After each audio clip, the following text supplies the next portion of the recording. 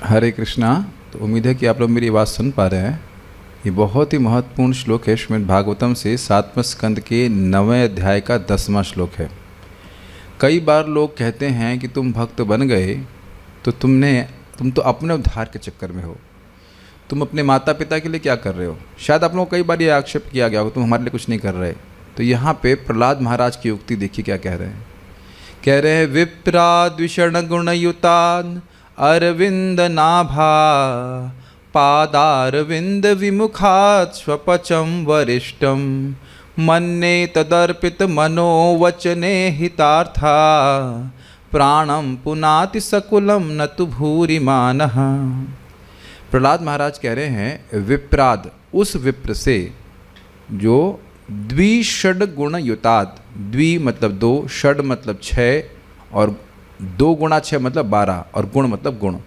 तो ऐसा व्यक्ति जो ब्राह्मण के 12 गुणों से युक्त भी क्यों ना हो, परंतु पादारविंद, क्या देखिए शब्द है यहाँ पे, एक मिनट,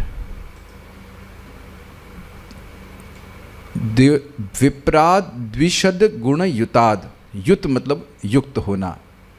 ऐसा व्यक्ति जो विप्र के, ऐसा ब्राह्मण उससे जो ब्राह्मणों के 12 गुणों से युक्त है, परंतु पादारविंद नाभ अरविंद नाभ पादारविंद, अरविंद नाभ मतलब जिनकी नाभि कमल के समान है, भगवान विष्णु, उनके पादारविंद उनके चरण कमल से विमुख है, मतलब उनकी सेवा नहीं करना चाहता है।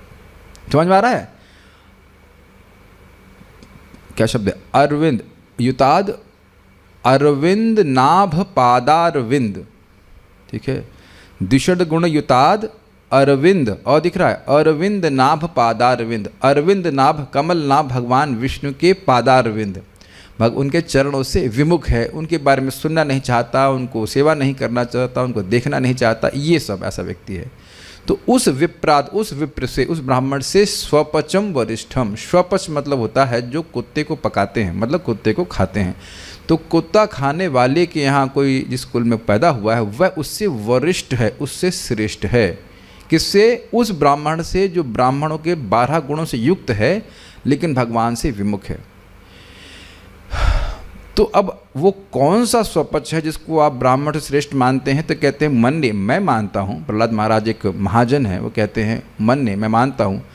तद अर्पिता, तत् मतलब भगवान विष्णु को, भगवान विष्णु को अर्पित हैं। क्या अर्पित हैं? उसका मन अर्पित है, मन से भगवान का स्मरण कर रहा है। वचन से, वचने मतलब अपनी वाणी से उनका गुणगान कर रहा है। इहित अर्थ प्राणम, अपनी क्रियाओं से भगवान को संतुष्ट कर रहा है। तो पुनाति सकुलम, अपने आप को पूरे कुल के संग पवित्र करता है।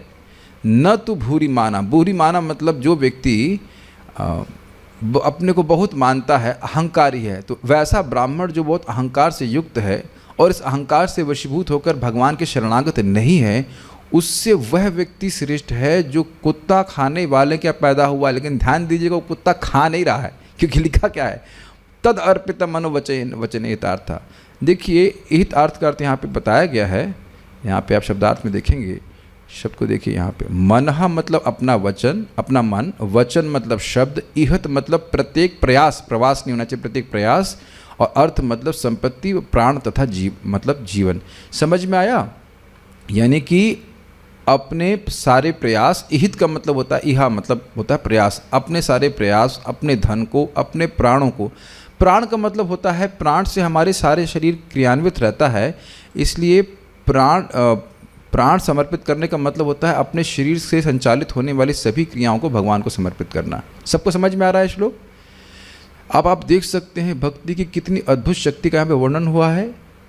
एक व्यक्ति ब्राह्मण कुल में पैदा हुआ है और वह न तो भूरी मानव, वह अहंकारी है, तो अपने को ही पवित्र नहीं कर पाता, यद्यपि वह ब्राह्मण के 12 गुणों से युक्त भी क्यों ना हो। क्यों? क्योंकि वह भगवान विष्णु से विमुख है।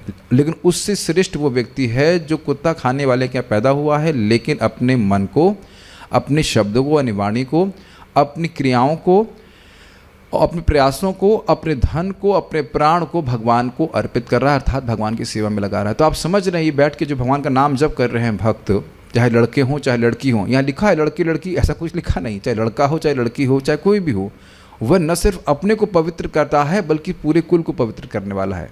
तो कभी भी हमें निरुत्साहित नहीं होना चाहिए, कभी नहीं सोचना चाहिए कि हम अपने कुल के लिए कुछ नहीं कर रहे हैं। ऐसा हो ही नहीं सकता कि आप भजन कर रहे हैं और आपके कुल को नहीं प्राप्त हो। क्यों नहीं प्राप्त हो? कि कुछ भी हो भैया, आपके माता पिता ने आपको ये देह दिया है, हम सबको माता पिता देह दिए। अब वो माता पिता भक्त हों या ना हों, लेकिन उनका ये उपकार तो है ना कि मनुष्य जीवन का ये देह हमको दिए हैं। तो इस देह का उपयोग जब आप भजन के लिए करते हैं तो उसका लाभ अब हमारे पूर्वजों को भी, माता पिता को, सबको मिला है। और माता पिता को भी देह देने वाले उनके पूर्वज हैं, तो वो भी तो कहीं ना कहीं शेयर ले रहे हैं ना। अगर हमारे माता पिता को देह नहीं मिला होता तो हमको भी देह नहीं प्राप्त होता, स्पष्ट है। तो बहुत सुंदर श्लोक ये है, हमें बहुत प्रेरणा देने वाला श्लोक है कि हमें भक्ति करनी ही चाहिए, भागवत पढ़ना चाहिए, जप करना चाहिए, भगवान को प्रणाम करना चाहिए, प्रसाद खाना चाहिए। इससे हम केवल अपने को ही पवित्र नहीं करेंगे बल्कि अपने पूर्वज को भी पवित्र करेंगे।